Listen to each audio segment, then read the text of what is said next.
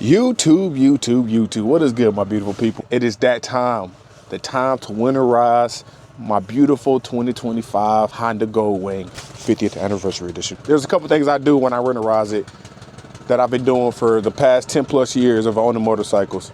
So I'm gonna go outside and show y'all how I winterize my bike. And I don't have it in the usual spot, hence the reason I'm in a different background. But yeah, as you see, snowy out here today. So one thing I like to always use is this stuff right here. Stable storage. Whoop, thank you. Stable storage. It's effective against all blends of gasoline. It prevents gum and garnish and corrosion. But the biggest reason I like to use this is to get the water, because with these things, these bikes being outside, I feel like the temperature fluctuating between, negative degrees to like 50 degrees will cause water to build up in these machines. And I only need 1 can because it helps with 20 gallons of gasoline. And this is only like a 5 or 6 gallon tank. Same thing with that. So I have more than enough to do this. All right, had to turn the lights on. And one thing I always do with the bikes when we store them is I always have them plugged in. And I'm using 2 different battery tenders. I'm using this C-Tech. I'll post a link to the Amazon that I purchased it from, or from Amazon where I got it, but the link will be down below. But this is a C-Tech charger. I've been using this for like at least the last 10 years or 5 or 6 years. 0 issues. It's great for cars, motorcycles, you name it. And then same thing, this one I believe is the battery tender.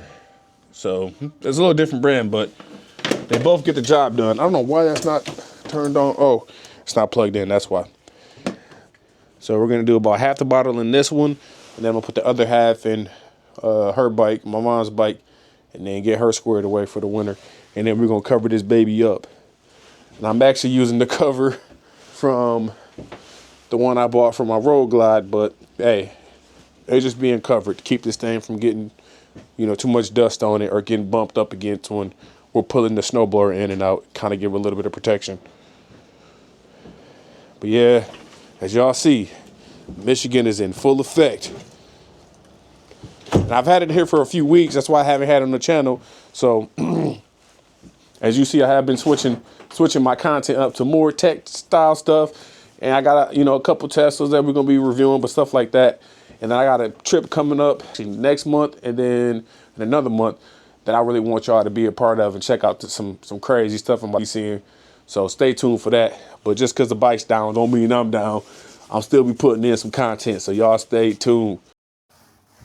All right, so when adding this fuel stabilizer in here, it shows you how much you want to put in there. So you want to do 1 ounce per every 2.5 gallons. So I did about 2 ounces of this in the bike, and then you want it to run for about 5 minutes or so.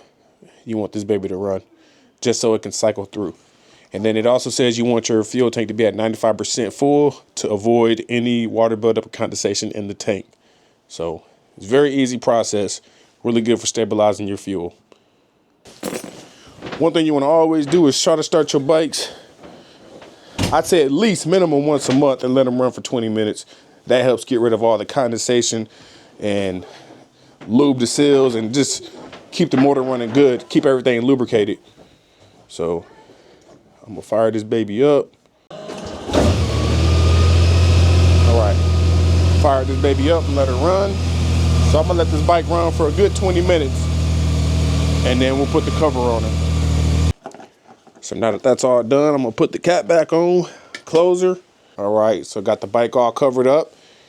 That cover that I use for the Road Glide, man, works out perfect. I bought this off Amazon as well, and I'll post a link down below showing you guys where I scooped this up. But yeah, she is covered and tucked away.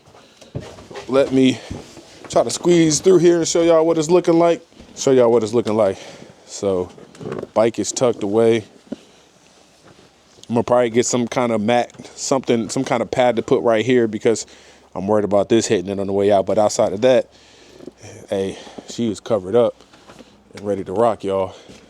As you see, we got the snowblower in here, so scoot that over. But yeah, I'm gonna get something to protect it over here, and we in business, people. We in business. And she plugged in, and keys are not in the bike because that will drain the battery, but like I said, it is on the battery tender, so that's not a big issue.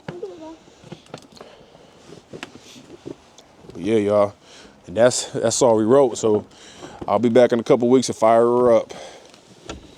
Well, man, that was just a quick Swintnation video. Quick video, man, just showing y'all how I stabilize my bikes for the winter. Should I do the whole like, subscribe thing?